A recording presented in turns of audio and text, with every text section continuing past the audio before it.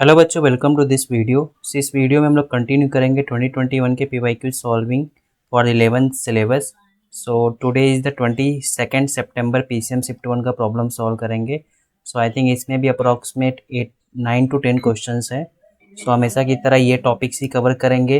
Electrostatic and semiconductor का already 12th syllabus के साथ कवर किया है, जिसकी 12th सिलेबस की कंप्लीट प्लेलिस्ट 2021 के पीवाईक्यूज़ की सॉल्विंग वीडियोज़ आप लोग डिस्क्रिप्शन में जो प्लेलिस्ट दी गई है उसमें आप देख सकते हैं। ठीक है। So before starting please subscribe my YouTube channel and join the Telegram group. Okay, so let's start with the first question. So पहला क्वेश्चन क्या दिया, if omega 1 is the angular velocity of hour and of a clock and omega 2 is the angular velocity of the earth. ये आपका motion in plane का question है। So then the ratio W1 omega 1 by omega 2। Okay, सो आपको ये ध्यान में रखना है यहाँ पे टाइम पीरियड है। जो टाइम पीरियड ऑफ आपका हवर एंड का होता है वो होता है 12 आवर्स, और टाइम पीरियड ऑफ अर्थ जो होता है वो कितना होता है 24 आवर्स। ओके, सो आपको पता है टाइम पीरियड क्या होता है 2 pi upon omega. Time period और ओमेगा क्या inversely, so TH upon TE equal to ये आपका ओमेगा एच यहाँ पे ओमेगा ई 24/12 कितना आ गया 2:1। Correct answer is D. Next question क्या दिया गया आपको, the mass of planet is 6 times that of earth. Okay, आप ऐसा लिख दो 6 times mass of earth. The radius of the planet is twice the radius of earth. If the escape velocity from the earth is v, then the escape velocity from the planet. So इस escape velocity का formula क्या होता है in general, √2gm/r। सो आप यहाँ पे ये formula use करके आप यूज़ करते हैं bp/be। सो आपका क्या हो जाएगा mp/me।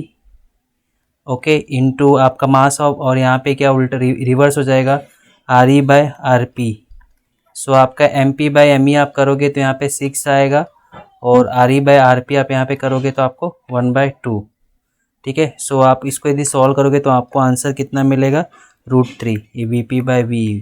So BP equal to क्या हो गया आपका,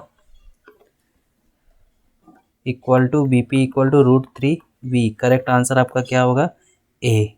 नेक्स्ट क्वेश्चन क्या दिया गया है, अ बाई कॉन्वेक्स लेंस, दोनों का रेडियस ऑफ कर्वेचर सेम है, ऑब्वियसली सेम ही रहता है, has focal length equal to focal length of concave mirror. The radius of curvature of the concave mirror is. Okay, so for by convex lens जो आपका ये formula है 1/r1 minus 1/r2।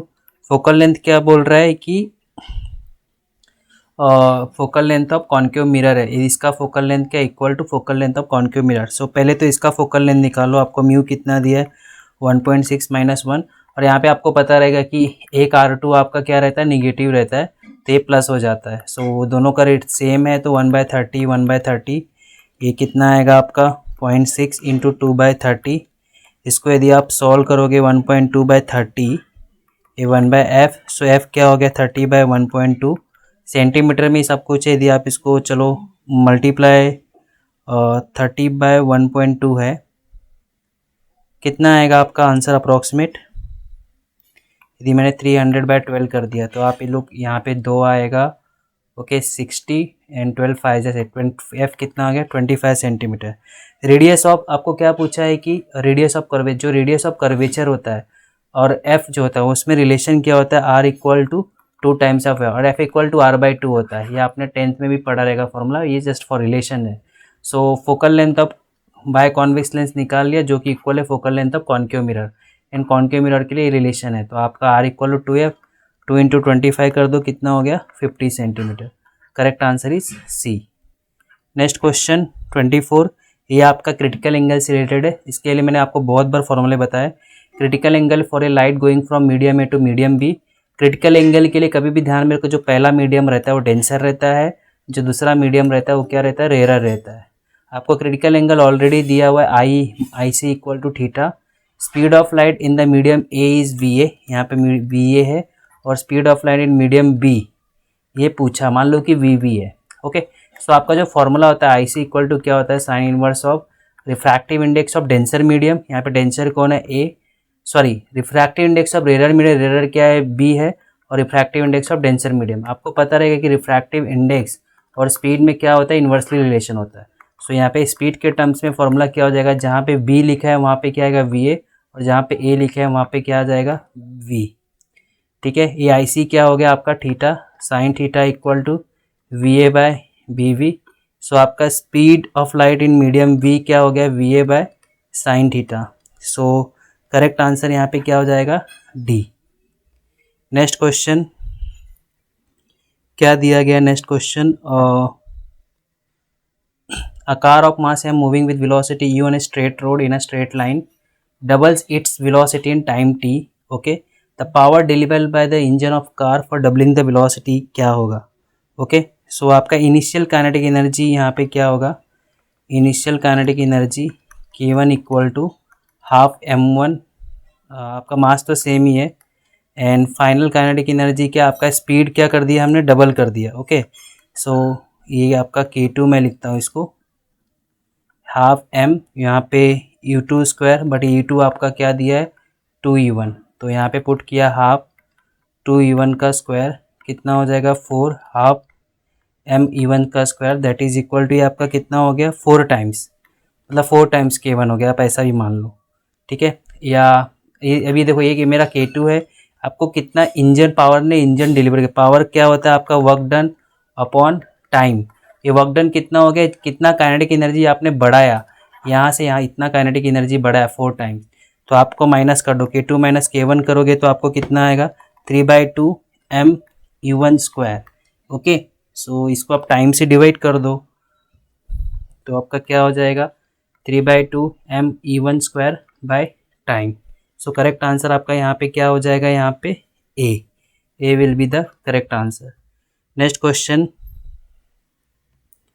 क्या दिया गया आपको, a cylindrical rod is having temperatures, आपका cylindrical rod है, टेम्परेचर क्या है θ1 and θ2 at its end, rate of flow of heat कितना है q joule per second, all the linear dimensions are order doubled. Okay, मतलब लेंथ डबल कर दिया, area भी आपका क्या आई थिंक क्वाड्रपल होगा, by keeping the temperature constant what is the new rate of flow of heat.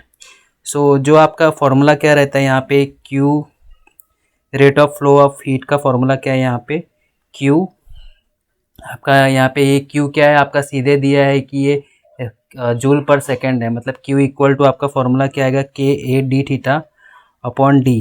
Okay, if the आपका dimension linear dimension double कर दिया मतलब आपका रेडियस डबल हो जाएगा, तो आपका एरिया भी क्या हो, एरिया आपका क्या हो जाएगा आर स्क्वायर होता है, ये 4 टाइम्स हो जाएगा, a2 इक्वल टू क्या हो जाएगा 4 टाइम्स ऑफ a1, और ये जो डिस्टेंस है आपका ये डिस्टेंस क्या हो जाएगा d1 से टू d2। सो मान लो कि ये q है दूसरा q डैश है, सो एरिया तो प्रोपोर्शनल है, तो मैं इसको मान लो 1 है, ये आपका क्या है 2 है, इसको a1/a2 लिखूंगा, उसको क्या लिख रहा हूँ d2/d1। सो यहाँ पे a1/a2 क्या है आपका 4 टाइम्स ऑफ a1, d2 क्या हो जा रहा है आपका ओके, और d2 को मैं वैसे लिखता हूँ d1 में 2 d2 लिखता है, कैंसिल, कितना आ गया आपका इधर answer, just a second I think कुछ ज़्यादा फास्ट हो गया, d1 को मैंने यहाँ पे सॉरी आपका d2 equal to 2 times of d1 right, so ये ऊपर जाएगा 2 d1 इधर आएगा, इधर d1 आएगा, तो आपका यहाँ पे 2 आएगा जो कि आपको आंसर देगा 1/2 q1/q2 equal to 1/2। So q2 क्या आ गया आपका 2q1 और q1 क्या है आपका q, सो 2 टाइम्स ऑफ आपका हीट ऑफ रेडिएशन बढ़ जाएगा। नेक्स्ट क्वेश्चन क्या दिया है आपको, the angular displacement of a body ये आपको दिया गया है, the angular velocity at time t equal to 3 second. So आपका एंगुलर वेलोसिटी d θ/dt, इसको आप डेरिवेट कर दो phi cos of pi t/6, और फिर ये इसका डेरिवेट करो कितना है पाई/6, आपको ये t इक्वल टू 3 सेकेंड बोला तो यहाँ पे 3 सेकेंड डाल दो, फाई कॉस यहाँ पे 3π/6 इंटू π/6, ये आपका 2 कॉस π/2 कितना होता है आपका 0 होता है, तो ओवरऑल आपका क्या हो जाएगा 0। Correct answer will be D. Next question क्या दिया गया है, a nucleus breaks into 2 parts, एक न्यूक्लियस है आपका ब्रेक हो रहा है 2 पार्ट्स में, which have their velocity in the ratio 2:1, the ratio of their nuclear radii will be. Okay, अभी न्यूक्लियस जब ब्रेक होगा तो 2 पार्ट में इक्वल एंड अपोजिट डायरेक्शन में जाएगा, और जहाँ तक मुझे लग रहा है दोनों का मास क्या to they have equal and opposite momentum, मतलब ये मतलब मास तो सेम ही रहेगा बट डायरेक्शन अपोजिट रहेगा। एक आपका m1 विच हैव वेलोसिटी का रेशियो देखो 2:1 दिया, मास तो सेम ही रहेगा जहाँ तक मुझे लग रहा है। ओके ब्रेक्स इन, ओके मास सेम नहीं होगा क्योंकि बता नहीं बोल नहीं सकते ना कौन सा रहेगा। यदि मास सेम रहेगा तो दोनों का स्पीड सेम ही रहता। ओके सो मान लो कि एक का m1 है दूसरे का m2 है, एक का स्पीड v1 दूसरे का v2 है। सो मोमेंटम आपका क्या रहता है, सम ऑफ मोमेंटम क्या रहता है, सेम रहता है before and after. Before zero था, आफ्टर ये है, बट यहाँ पे एक का साइन क्या रिवर्स आएगा इसलिए माइनस, तो इन शॉर्ट ये दोनों क्या हो जाएगा, इक्वल हो जाएगा।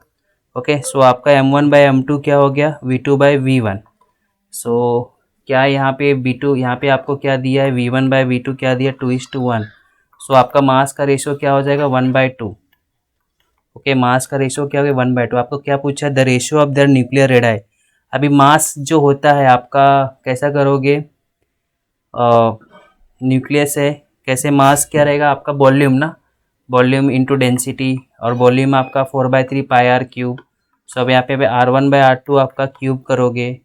ओके सो यहाँ पे उल्टा जाएगा तो कितना हो जाएगा ये, R1/R2 इक्वल टू ये हाफ का तुम्हारा 1/3। सो करेक्ट आंसर आपको यहाँ पे क्या आएगा, सी। ओके नेक्स्ट क्वेश्चन क्या दिया गया है, a body performing uniform circular motion of radius R has frequency and its centripetal acceleration. ये भी आपका मोशन इन प्लेन में जो सर्कुलर मोशन का पार्ट है उसका।